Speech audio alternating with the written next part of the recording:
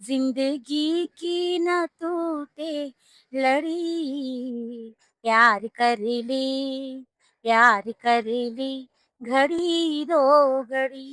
ओ जिंदगी की न टूटे लड़ी। तर नमस्कार, मी श्रावण मिरगड. आम्ही आताच एक शो संपून आता आम्ही जात होतो. मित्रांना भेटायला आलो आणि तिथेच एक समोरच एक ताई बसतात.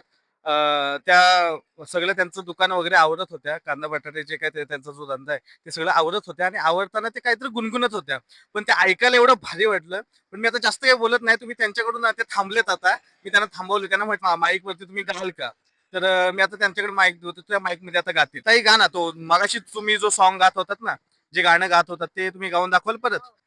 जिंदगी की न टूटे लड़ी, जिंदगी की न टूटे लड़ी, प्यार कर ले, प्यार कर ले, घड़ी दो घड़ी। ओ जिंदगी की न टूटे लड़ी, प्यार कर ले, प्यार कर ले, घड़ी दो घड़ी। ओ लंबी लंबी उमरिया को छोड़ो, ओ लंबी लंबी उमरिया को छोड़ो, प्यार की हर घड़ी है बड़ी, प्यार कर ली, प्यार कर ली, घड़ी दो घड़ी। वाह! वाह! खूप सुंदर. ताई तुमचं नाव सांगा ना. तुमचं नाव काय? मीना सचिन पवार। मीना सचिन पवार. तुम्ही काय करता इथे? माझा एक छोटासा बिझनेस आहे.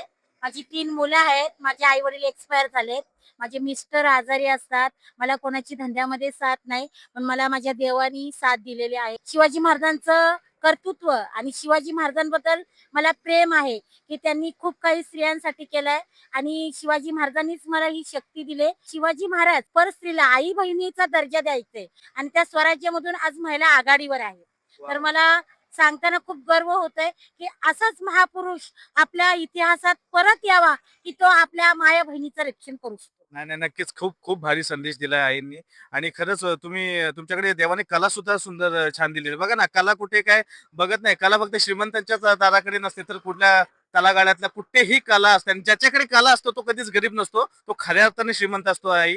तुम्ही नक्कीच तुमच्याकडे जी कला आहे आणि तुम्ही जो धंदा करताय, तुम्ही धंदा व्यवस्थित चालू ठेवा आणि सोबत तुम्ही कला आपल्या मनापासून जे जपतायत, तर ती कला तुमच्याकडे असणं ही खूप मोठी श्रीमंती तुमच्याकडे आहे. खूप छान वाटलं तुमच्याशी बोलून. मी खूप गरिबीतून दिवस काढलेत. माझं शिक्षण झालंय, 12वी झाले, पण मी हॉस्टेलला राहून शिक्षण केलंय. पण माझ्या आई-वडिलांनी मला शिकवण दिलं होतं, की तू पुढे जाऊन काहीतरी हो. तर मी माझा स्वतःचा बिझनेस केलाय. माझे आई-वडील आज ह्या जगात नाहीये, पण त्यांना जर कुठे थोडं त्यांच्या आत्म्याला शांती लागेल, तर मी सगळं माझं जे काही श्रेय आहे, ते माझ्या आई-वडिलांना देते. वाह! वाह! वाह! खरंच एवढा खडतर प्रवास त्यांचा आहे आणि एवढं असून सुद्धा सगळ्याची जाणीव आहे. त्यांनी काय-काय भोगलंय त्यांनी आता सांगितलंच आहे. पण एवढ्या खडतर प्रवासात सुद्धा ते आम्ही आलो ना, तेव्हा मगाशी बघता-बघता ते त्यांचं सगळं आवरत होते आणि आवरत आता गुणगुणत होते आणि एवढं छान गुणगुणत होते. आता तुम्ही माईकमध्ये ऐकलंच असेल, खूप भारी आवाज आहे. बरं अजून एक ते एक सॉन्ग गाणार आहे, जरा आपण ऐकूयात. रोते रोते हंसना सीखो, हंसते हंसते रोना। रोते रोते हंसना सीखो, हंसते हंसते रोना। जितनी चावी भरी राम ने, उतना चले खिलौना। रोते रोते हंसना सीखो, हंसते हंसते रोना। हम दो हमारी प्यारी मुनिया है, हम दो हमारी प्यारी मुनिया है, बस यही अपनी सारी दुनिया है। रोते रोते हंसना सीखो, हंसते हंसते रोना। वाह! वाह! खूप छान. आणि हे सॉन्ग तुम्हाला कसं वाटलं कमेंटमध्ये सांगा. सर्वांनीच यांना सपोर्ट करा आणि खूप यांच्या वाटचालीसाठी शुभेच्छा द्या आणि खूप धन्यवाद ताई.